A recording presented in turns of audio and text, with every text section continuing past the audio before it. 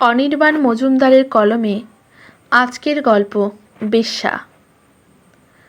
পাশের ঘর থেকে ভেসে আসা একঘেয়ে কাশির আওয়াজে শরীরের আগুনটা নিভতে বসেছিল পল্টার। মেয়েটাকে খিচিয়ে উঠে একটা খিস্তি দিয়ে বলল, ঢ্যামনাটার মুখ বন্ধ করে আয়, মজা আসছে না, টাকা উসুল না হলে কিচ্ছু পাবি না। মেয়েটা দ্রুত গতিতে শাড়িটা জড়িয়ে চলে গেল পাশের ঘরে। যখন পনটা ঘরটায় ঢুকেছিল তখন একটা দরজা ভাঙা দেরাজ হাঁ করে তাকিয়েছিল।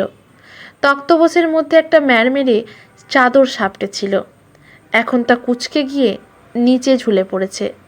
পনটা জামা প্যান্টগুলো দেওয়ালে ঝোলানো নারকেলের দড়ির মতো টাঙিয়ে রেখেছে। দেওয়ালে এখন মৌর সিপারটা জমিয়েছে একটা টিকটিকি। একটা মথের সাথে শিকার খেলছে টিকটিকিটা। মথটিকে উড়তে দিচ্ছে। মথের ওড়ার সময়সীমা ধার্য করে রেখেছে ও। সময় ফুরোতেই মথটিকে মুখগহ্বরে চালান করে দিল টিকটিকিটা। ঠিক সে সময় মেয়েটি ঢুকল। পাশের ঘরে তখন কাশির দমকটা যেন কিছুটা কমেছে। পনটা মেয়েটাকে তার 26 এ চাপতে বলছিল। একটুখানি আড়ালেরই তো ব্যাপার, হোক না ছাদ খোলা।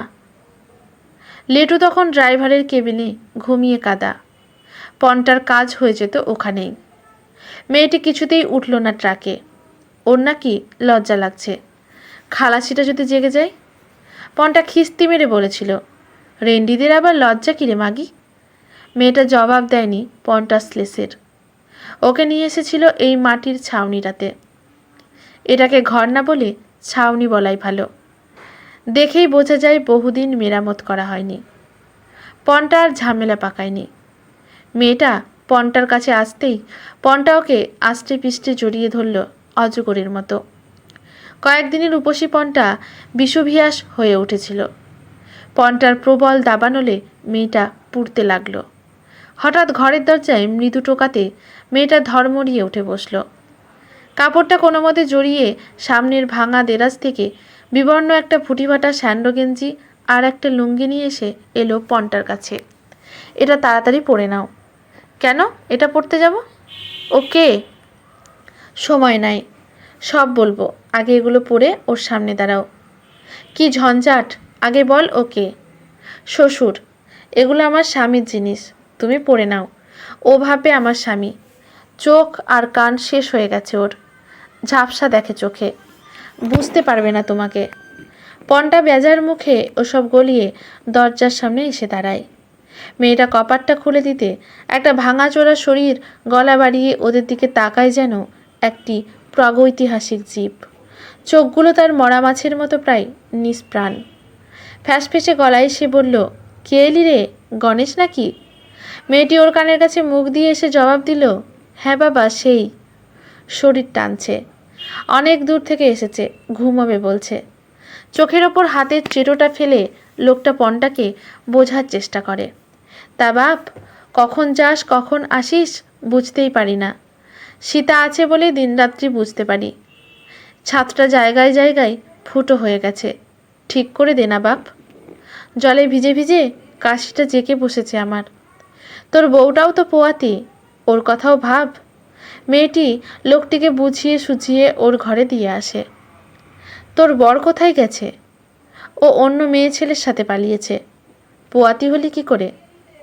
আমি পোয়াতি নই। গণেশ ছবিরানীকে নিয়ে মাস 6 আগে পালিয়ে গেছিল। সব জেনে সীতাও খোঁজ করেনি ওর। এ খবরটা সীতা দিতে পারেনি গণেশের বাবাকে। স্ত্রীকে হারিয়ে ছেলে আর বউকে আঁকড়ে বেঁচে আছে 70-এর ফটিক।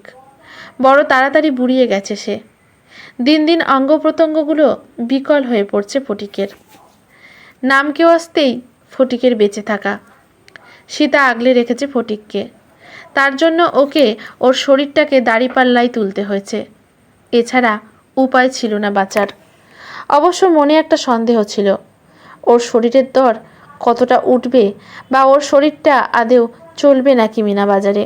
কারণ ও তো স্বামী পরিত্যক্তা। স্বামী ওর শরীর আর মনকে প্রত্যাখ্যান করে মজেছে অন্য নারীতে। তবে দিন কয়েক পরে ও বুঝেছিল ওর সন্দেহ অমূলক। দায়িত্বহীন সঙ্গমের খদ্দের অনেক। ফটিক সীতাকে সত্যিকারের সীতাই মনে করত বিয়ের প্রথম দিন থেকে। তাই সীতা ফটিককে ফেলে যেতে পারেনি। রোজ নতুন নতুন মিথ্যে কথা বলতে হয় সীতাকে। ফটিক কিছুদিন আগে বংশধর চেয়েছিল সীতার কাছে, তাই সীতাকে পোয়াতির কথা বলতে হয়েছে ফটিককে। অন্য মিথ্যেগুলোর মতোই ছেলে ভুলানো মিথ্যে। এ লাইনে যারা নামে তারা বাচ্চা কাচ্চার ঝামেলা রাখে না। সীতাও সাবধান ছিল এক্ষেত্রে। কয়েকদিন ধরে ফটিক গণেশকে দেখতে চেয়েছিল। পন্টার শরীরটা অনেকটা গণেশের কাঠামোর সাথে মিলে যায়, গলার আওয়াজটাও তেমন।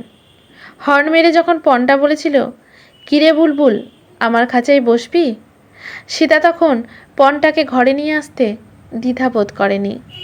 সীতা আবার তত্ত্বপোষে শুয়ে পড়ে। আজ সীতা সাবধান হয়নি। ফটিকের যে বংশধর চায়, দিন কুড়ি আগের মিথ্যেকে যে সত্যি করতে হবে সীতাকে। সীতা পোয়াতি হতে চায়, বংশধর দিতে চায় গণেশের বাবাকে। নাইবা রইল গণেশ, ও তো আছে। ফটিকের কাছে শেষ পর্যন্ত সীতা থাকতে চায়, হোক না সে বেশ্যা। বেশ্যাদের হাতের ফোটানো মার ভাতের রং তো সেই সাদা। আজকের গল্পটি এখানেই সমাপ্ত। গল্পটি ভালো লাগলে লেখকের প্রতি শ্রদ্ধা জানিয়ে একটি কমেন্ট করতে ভুলবেন না। লাইক শেয়ার করে পাশে থাকবেন। ইউটিউব থেকে দেখলে চ্যানেলটি সাবস্ক্রাইব করে বেল নোটিফিকেশনটিও অল করে দেবেন। ধন্যবাদ।